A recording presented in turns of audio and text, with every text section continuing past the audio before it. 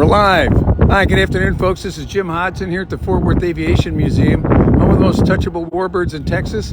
And I've got three members of the Civil Air Patrol that are with us here today.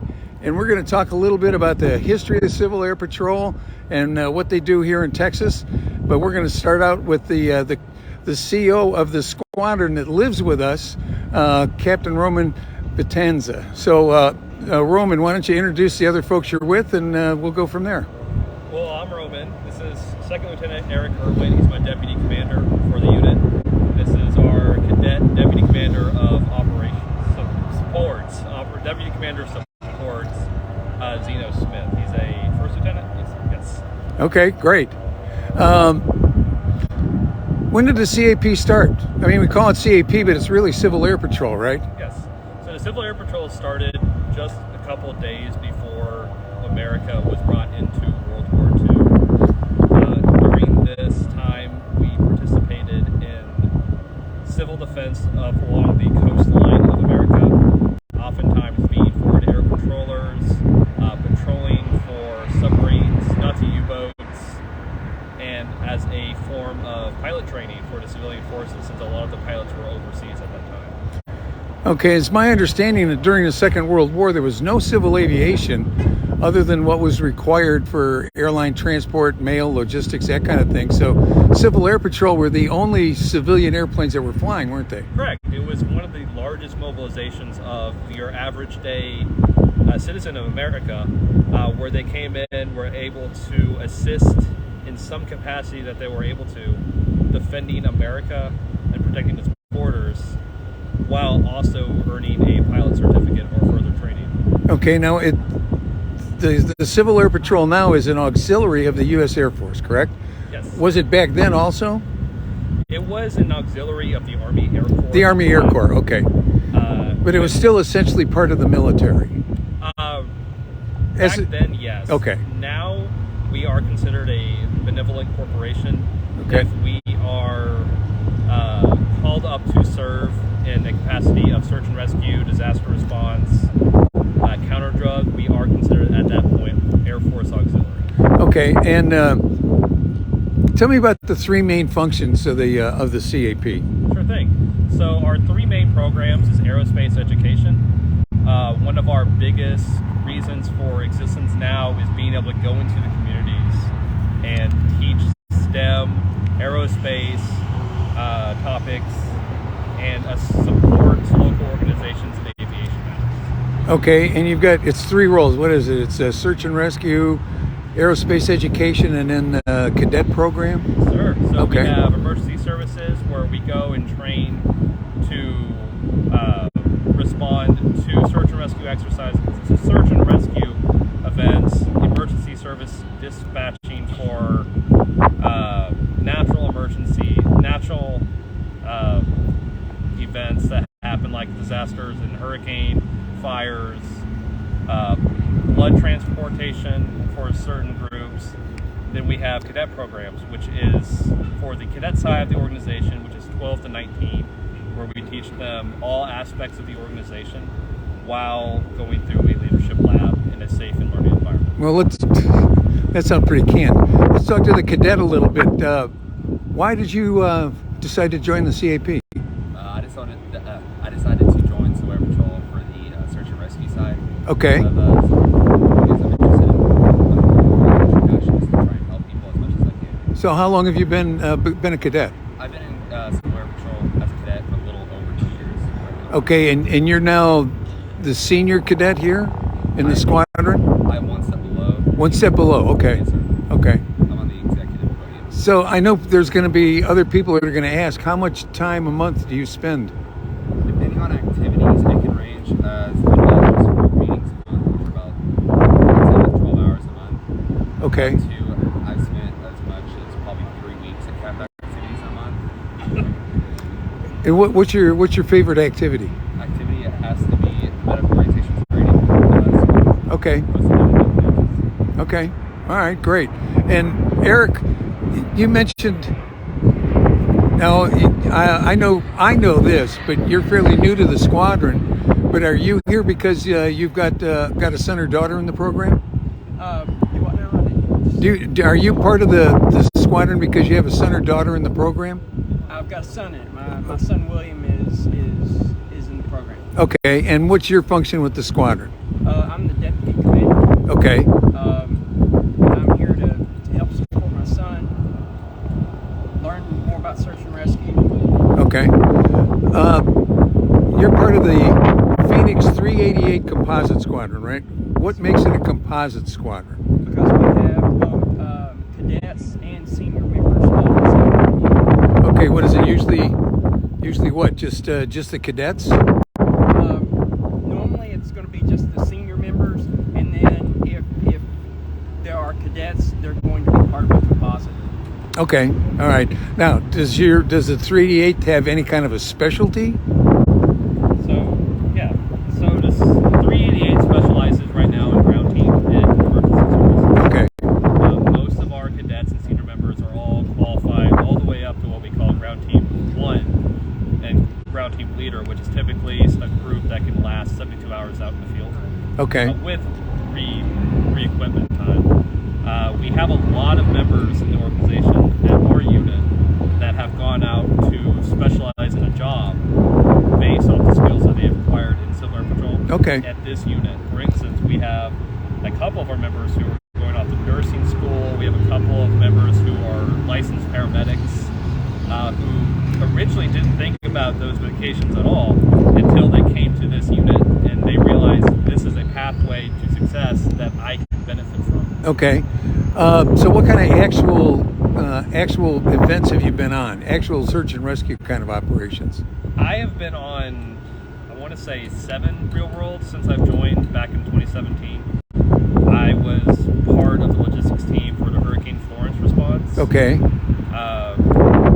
And what did you do? What was the response? Were you clearing roads or handing out water or working with some of the other FEMA organizations? I work directly with the state in South Carolina to support our logistics teams. Okay. So whether that was getting equipment to where they needed to go at forward operating bases, water, food for our search and rescue teams, okay, making sure everything was accounted for. All right, great. Why would you encourage adults or young people to get involved in CAP? It's open to anybody.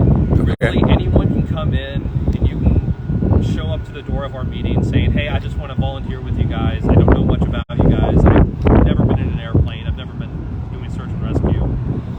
I want to come in and help. And we will find something that you enjoy that you might increase your skills in. Okay. I've had some members come in who say, I work for a bank as a finance officer, and they want to come in and do finance for a squadron. That's great. I would want to be paid for my vocational ability, but sometimes that happens. We have some people who come in and say, hey, I'm a school teacher. I teach kids all day. I don't want to volunteer with teaching kids, but I want to do admin. I want to do paperwork. Okay. Public affairs. So you've got all kinds of functions if somebody's interested in getting involved. How do they find out more about you? How do they sign up? How do they find out about their local organization? All units can be found on our main website, gocivilairpatrol.com. Okay. That's all one word, gocivilairpatrol.com? Yes, okay. gocivilairpatrol.com. Okay. There's a unit locator. They can find our unit by typing in tx388.cap.gov, and they'll take them straight to our unit website. Or they can just come to the museum. Or they can come to the museum. Yeah, okay. All right. Do you have anything you want to say? Well, why would you tell other young people get involved in CAP as opposed to Boy Scouts or Girl Scouts or Campfire or any of the other youth organizations? Well, first of all, I've made a lot of friends in Civil Air Patrol. Okay. It's a great way to be able to network out and figure out what you truly want to do in life. Okay. Because I've seen where some cadets that come in, they're like, I want to join the Marines, I want to go get them. Then they go to a couple activities and realize, hey, I don't want to be in the military. I want to go be a nurse. I want to go do all these different things. Okay. It's a really good way to expand your horizons. Okay. Not necessarily have to do Boy Scouts. Or Great. something like that. Okay. So what kind of outdoor activities do you do? I mean, if Boy Scouts and stuff, it's for people who like camping and outdoor. So what kind of outdoor activities do you do at the CAP? Oh man, we do every other month. We do something called the search and rescue exercise. Where Okay. Everyone in our group, which encompasses pretty much the Fort Worth area, meet up in one central location and we run simulations from Okay. 7 in the morning to about 4 or 5 in the afternoon. Okay. And it is, the cadets love it, the adults love it. We're honing our skills, we're sharpening ourselves so we know what to expect in the real world emergency. We have events like the Ray Roberts field exercise. That's super popular, where we go out to Ray Roberts Park, we camp out and we do simulations, sunrise to sunset. Okay. Sometimes even past sunset. Okay. And that really gets everyone used to working in an emergency service environment. Okay. Now, when you're on a real operation, who do you tend to link up with, or who do you work with when you go to? I mean, you've got an emergency manager at some county. So, do you work with the emergency manager, or do you work with the police or fire or somebody else? So we're in a unique position to where one of the groups that we directly connect up with is the Air Force Rescue Coordination Center up at Okay. Tyndall Air Force Base in Florida. Okay. Once they receive a message that, hey, we need CAP assets here, that's our direct line of contact, our direct line of report. Okay. Oftentimes, if AFRCC is too overloaded, it can be star requested or Okay. requested by name by the state of Texas, local emergency management teams here, FEMA, the FAA could even request us. Okay. And then, So, and if they bring you in and you come into a place, I volunteer with a group called Team Rubicon, and so when we go someplace, we'll work with the emergency manager, and they'll say, well, we've got these tasks that we need to done. These are our unmet needs. So, you guys, based on the abilities, because I know we've had units out here that were communications groups, and that kind of thing. So, you work directly under the emergency managers, an independent organization. yeah, if they need, like say they need 20 logistics people, we got 20 logistics people. Okay. For them. If they need pilots, we got pilots for them. Okay. I mean, if people need something from us, we're available. We have the manpower. Now, one last question. Somebody's been here in the program as a cadet, and then they go on to college or decide to go into the military. Do they get any kind of a credit for having been in the CAP? Yes, sir, they do. So it depends on in Silver Patrol on the cadet side, they have different milestones. You have your Wright brothers, you have your Mitchell, you have your Earhart, and you have your Baker. Okay. So depending on what milestones you get to, the first benefits you start to get is where you get your Mitchell. I achieved that in July, so it means that I can enlist in any of the branches. I think is an E3. And As an E3? Yes, sir. As an E3. Might be E2. E2 for some of them, I think Air Force E3. There's also benefits you can get. You can get scholarships once you get your officer ranks. And actually, this is another milestone, spots. Spots cadets also have a statistically, I think, higher chance to get the Air Force academies. Okay. Yeah. Well, this is great. It seems like there's a lot, especially for the young people and the adults. What are you guys getting out of this? For me, it's interesting and it's fun to be a part of. From time to time, we get to go out and actually do stuff. When something come up, we got to go out and find a plane not that long ago, and it was good to get out in the field and actually take the stuff that we learned at the meetings and take it out into the field and use that knowledge to find the asset that we were looking for. And that's a lot of why I'm here is for that aspect of it. Plus, you guys spend quality time with your son, right? Yes, sir. Yes, sir. Okay. Roman, how about you? What I benefited from it? Yeah.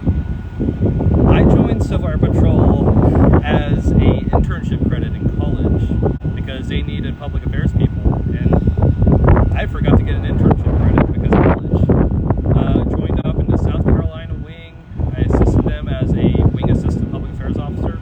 Then I just decided to join full go.